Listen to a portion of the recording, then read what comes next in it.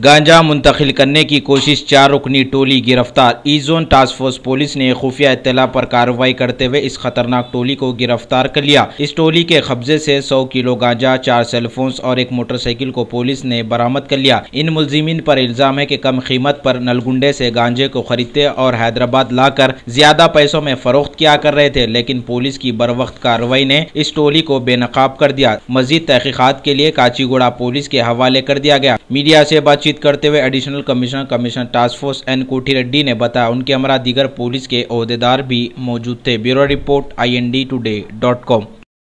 आज एक credible information के मुताबिक ई जोन टास्क फोर्स ने 4 गांजा स्मगलिंग गैंग को गिरफ्तार किया और 100 किलो गांजा, 4 सेलफोन, एक एक्टिव होंडा बाइक ये लोगों के पास सीज किया। पूछताछ में मालूम हुआ कि accused Shobha native of Maharashtra को, संतोष नेटिव ऑफ हैदराबाद से 18 साल पहले शादी हुआ था और ये लोग काचीगुड़ा एरिया में सेटल हुआ था। संतोष ने कोई काम नहीं करता था और कुछ भी नहीं कमाता था।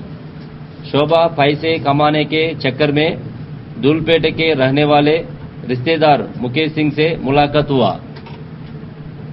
बाद में शोभा को नलगोंडा से गांजा सप्लाई करने वालों से मुलाकात हुआ और शोभा ने बहुत ज्यादा क्वांटिटी में गांजा लेके हैदराबाद में नीडी कस्टमर्स को बेच रहा था।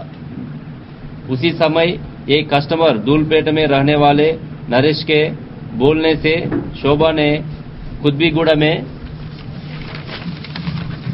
2 महीने पहले एक गोदाम रेंट को लिया था।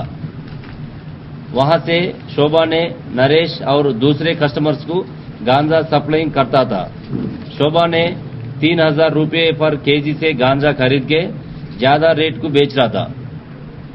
आज ई जोन टास्क फोर्स कुतबीगुड़ा का गोदाम में रेड करके ये 4 मुलजिम शोभा, नरेश, प्रवीण और बिनेश सिंह को अरेस्ट करे और इन लोगों के पास 100 केजी गांजा, 4 सेलफोन्स, एक होंडा एक्टिवा सीज करे।